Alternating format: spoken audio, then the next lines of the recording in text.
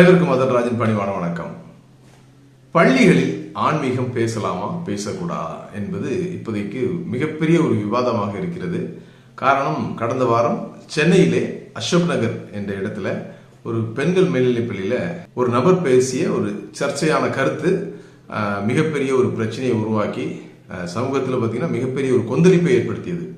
அதாவது இந்த ஸ்டூடெண்ட்ஸ்க்கு எதுக்கு பேசுறதுக்கு கூடுறாங்க அப்படின்னா, அவங்கள உற்சாகப்படுத்தி, மோட்டிவேஷன் சொல்றாங்க இல்லையா, அவங்கள குதூகலப்படுத்தி, ஏற்கனவே பார்த்தீங்கன்னா பள்ளி மாணவ மாணவிகள் ஏதோ ஒரு வகையில மன அழுத்தத்தில் இருக்காங்க. அவங்க குடும்ப சூழ்நிலை காரணமாகவோ, இல்லைன்னா படிப்பின் சூழ்நிலை காரணமாகவோ, இல்லைன்னா பார்த்தீங்கன்னா இந்த சுற்றுப்புற சூழ்நிலை காரணமாகவோ ஒரு மன அழுத்தத்தில் இருக்காங்க. அப்படிங்கிறத மாற்று கருத்து இருக்க முடியாது. காரணம் அதனால தான் பார்த்தீங்கன்னா இன்னைக்கு பள்ளிகளில் தான் அதிகமான இந்த போதை பழக்கங்கள் சிறு வயதிலே மாணவிகளுக்கு கூட என்ன பண்ணுது, உருவாகுது. ஏன்னா ஒரு நேரத்தில் பார்த்தீங்கன்னா குடிக்கிறவர்களுடைய வயது சராசரியாக 18 வயதுக்கு மேல இருந்துச்சு.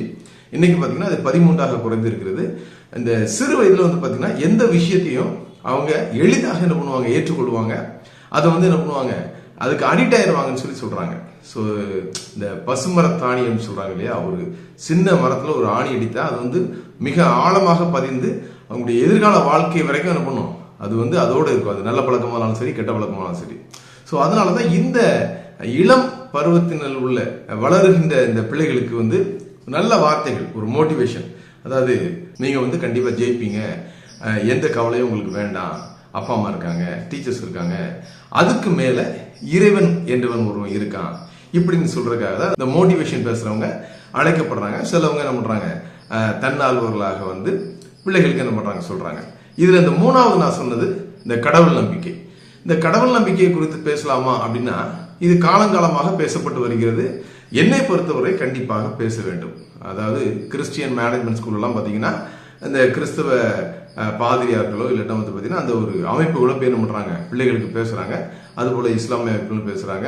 அது போல பாத்தீங்கன்னா இந்த இந்துக்கள் உறவினர் முறை பள்ளிகளையும் பாத்தீங்கன்னா என்ன பண்றாங்க, பக்திக்குரிய காரியங்களை சொல்லி கொடுக்குறாங்க.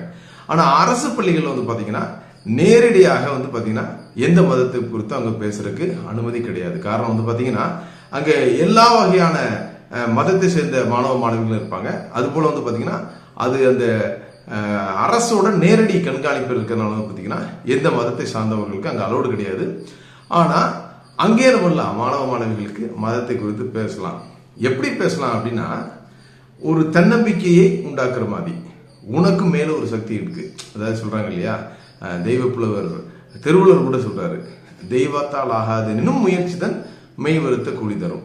தெய்வத்தால முடியாது அப்படின்னு சொன்னா கூட உன்னுடைய முயற்சி என்ன பண்ணும், உன்னுடைய முன்னேற்றத்திற்கு உதவி செய்யும் அப்படிங்கிறத சொல்லி, ஆனாலும் தெய்வம் என்ன பண்ணுது, உனக்கு துணையாக இருக்கிறது, நீ கவலைப்படாத, உனக்கு பிரச்சனை இருந்துச்சுன்னா மற்றவங்கள்ட்ட சொல்றதை விட கடவுள்கிட்ட சொல்லு.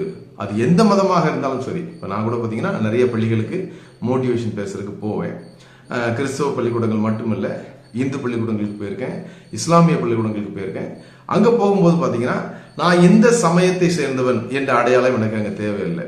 நான் வந்திருக்கிறது ஒரே ஒரு விஷயம் என்னன்னா, இந்த மாணவ மாணவிகளுக்கு என்னுடைய வாழ்க்கையில் இருந்தோ இல்லை என்றால் நம்முடைய வழிகாட்டிகள் வரலாற்றில் இருந்தோ இல்லை என்றால் வெற்றி பெற்ற மனிதர்களுடைய வாழ்க்கையில் இருந்தோ சில கருத்துக்களை அவங்ககிட்ட சொல்லி, ஸோ அதனால பாத்தீங்கன்னா இந்த வளர்கின்ற பருவத்தில், முக்கியமாக இந்த டீனேஜ்ல உங்களுடைய வாழ்க்கையை தெளிவானதாக மாற்றிக்கொள்ளுங்கள். எந்த விதமான கெட்ட பழக்கங்களுக்கோ இல்லை என்றால் தாழ்வு மனப்பான்மைக்கோ உங்களை நீங்கள் ஆட்கொள்ள அனுமதிக்காதீர்கள். அது போல பாத்தீங்கன்னா முதல் மாணவனாக வருவனுக்கு மட்டும்தான் வாழ்க்கை என்பது இல்லை.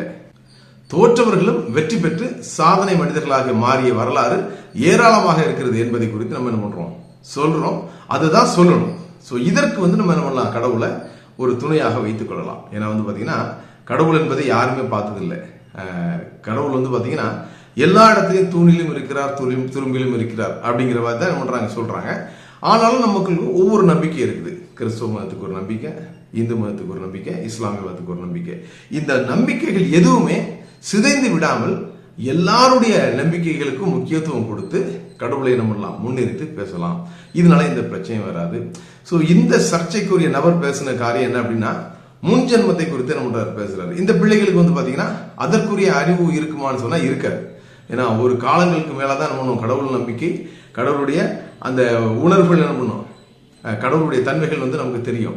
ஸோ இந்த பருவத்தில் இந்த பிள்ளைகளுக்கு தெரியாத ஒரு விஷயத்தை சொல்லி சொல்லப்போனால் ஒரு பயங்காட்டி, அதாவது நீ உடல் ஊனமுற்றவனாக ஒரு மாற்றுத்திறனாளியாக நீ பிறந்தா முன் ஜென்மத்தில் நீ செய்த பாவம் அப்படின்னு சொல்லி அந்த பிள்ளைகளை பார்த்தீங்கன்னா அழ வச்சு, அதை மாதிரி பிறப்பு இந்த குடும்பத்தில் இந்த குலத்துல இந்த இடத்துல நீ பிறக்கிற அப்படிங்கிறத கூட என்ன முன் ஜென்மம் தான் அதை தீர்மானிக்கும் அப்படிங்கிறதுலாம் பார்த்தீங்கன்னா மிக அபத்தமான ஒரு காரியம். இப்போ நான் ஒரு எக்ஸாம்பிள் சொல்றேன்னா, இவர் சொல்ற மாதிரி முன்ஜென்மத்துல பாவம் செய்தவங்க தான் ஊனமுற்றவர்களாக பிறந்திருக்காங்கன்னா, முன்ஜென்மத்துல எந்த பாவமும் செய்யாத மனிதர்கள் சிறந்த மனிதர்களாக, நல்ல பணக்காரர்களாக, நல்ல உடல் ஊனமின்றி நல்ல ஒரு திடகாத்தமான மனிதர்களாக பிறக்கிறார்கள் என்றால், இடையில் எதற்கு இவர்களுக்கு பார்த்தீங்கன்னா ஒரு விபத்தினால எந்த பாவமும் முற்பிறவில் செய்யாத இவர்கள் எதற்காக வாகன விபத்துல பார்த்தீங்கன்னா அடிபட்டு குடும்பமாக சாகணும்?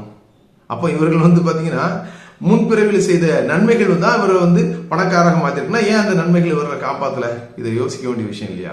ஸோ அதனால பார்த்தீங்கன்னா அந்த ஜீன் அதோடைய வித்தியாசங்கள், அதனுடைய குளறுபாடுகள் தான் பார்த்தீங்கன்னா ஒரு மனிதன் ஊனமுற்றவர்களாக பிறக்கிறதுக்கு அது ஏதுவாக அமைன்னு சொல்லி இப்போ பார்த்தீங்கன்னா மருத்துவமும் சயின்ஸும் சொல்லுது. ஸோ அதுதான் பார்த்தீங்கன்னா இந்த கடவுள் மறுப்பாளர்கள் கூட அதான் சொல்றாங்க, கடவுளை மற மனிதன் என்றின. அவன் ஒரு பிரச்சனையிலையோ ஒரு குறையிலே இருக்கும் பொழுது நீ அவனுக்கு என்ன பண்ணும், அவனுக்கு சப்போர்ட் பண்ற மாதிரி ஒரு வார்த்தையை சொல்லணும். அதற்கு தான் மோட்டிவேஷனை தவிர மற்றபடி பார்த்தீங்கன்னா நமது கடவுள் நம்பிக்கையை திணிப்பதற்கு பார்த்தீங்கன்னா இந்த மாணவ மாணவிகளை நாம் பயன்படுத்தக்கூடாது. குறிப்பாக இந்த பள்ளியையோ கல்லூரியை நாம் பயன்படுத்தக்கூடாது என்பது என்னுடைய அசைக்க முடியாத கருத்து. நான் கூட பார்த்தீங்கன்னா மதம் சார்ந்து பேசுவேன், ஆனால் நான் சொல்லுகின்ற மதத்தினுடைய தன்மைகள் பார்த்தீங்கன்னா உனக்கு பிரச்சனை வரும்போது பார்த்தீங்கன்னா உன்னை காப்பாற்றுவதற்கு உன்னை படைத்த கடவுள் ஒருத்தர் இருக்கிறாரு. ஸோ அதனால பார்த்தீங்கன்னா தவறான முடிவுகள் எடுக்க வேண்டாம். என்னுடைய எழுந்தல் இயக்கமும் அதை தான் சொல்லுது. இந்த தற்கொலைக்கு எதிரான ஒரு அமைப்பை நான் வச்சிருக்கும் போது பார்த்தீங்கன்னா நான் அதை தான் சொல்லுவேன். நீ எல்லா முயற்சிகளையும் செய், கடவுள் உனக்கு என்ன பண்ணுவார், கண்டிப்பாக உதவி செய்வார். ஒருவேளை எல்லாமே தோற்று போனாலும் அதுல என்ன பண்ண ஒரு நன்மை உனக்கு கிடைக்கும். அதாவது நீ நினைக்கிற பாதையில உனக்கு பார்த்தீங்கன்னா சக்சஸ் இல்லைனாலும் இறைவன் உனக்கு வித்தியாசமான ஒரு பாதையை காட்டுவார். அதுல நீ ஒரு வெற்றிகரமான ஒரு மனிதனாக, ஒரு மனுஷியாக நீ மாறுவாய் என்பது தான் என்னுடைய வார்த்தைகள். இதை சொல்லும்போது இந்த பிள்ளைங்களுக்கு என்ன பண்ணுவோம், நிச்சயமாக எதிர்காலத்தை குறித்து ஒரு நம்பிக்கை உண்டாகும். தங்களுடைய வாழ்க்கையிலே எந்த வகையிலும் பார்த்தீங்கன்னா கெட்டு போக மாட்டார்கள். தங்களுடைய எதிர்காலத்தை நினைத்து பயப்பட மாட்டார்கள். தைரியமாக படிப்பார்கள். இதுதான் இந்த காலகட்டத்துக்கு தேவை. ஆனால் அரசாங்கம் பார்த்தீங்கன்னா இந்த மூட்டை பூச்சிக்காக வீட்டை கொளுத்துற மாதிரி ஒரு தவறான ஒரு நபர் பார்த்தீங்கன்னா தவறான போதனையை சொன்னதுக்காக ஒட்டுமொத்தமாக இந்த மோட்டிவேஷன் பேசுறவங்க எல்லாருக்கும் தடை விதித்திருக்குது. இது தேவையற்ற ஒன்று. நிச்சயமாக இந்த காலகட்டங்களில் இப்போது படிக்கிற மாணவ மாணவிகளுக்கு ஏதாவது ஒரு வகையில் பார்த்தீங்கன்னா நம்பிக்கை கொடுக்க வேண்டும். குறிப்பாக அவங்களுடைய வாழ்க்கை சீர்கெட்டு போய்விடாதபடிக்கு, தடம் மாறி சென்று விடாதபடிக்கு இந்த அனுபவ ஆலோசனைகள் எல்லா பள்ளிகளுக்கும் செல்ல அரசு அனுமதிக்க வேண்டும். அப்படி என்றால் மட்டும்தான் இப்போது நடக்கின்ற இந்த சாதிய வன்ம பிரச்சனைகள், மாணவர்களுக்கிடையே நடக்கிறது அடிதடி பிரச்சனைகள், ஆசிரியர்கள் அடிக்கிறதே பார்த்தீங்கன்னா அவன் தப்பா நினைக்கிறான், ஆசிரியர் பெருமக்கள் என்ன பண்றான், எதிரியா பார்க்கிறான். ஸோ இதையெல்லாம் மாற வேண்டும் என்றால் நிச்சயமாக மோட்டிவேஷன் வேண்டும்.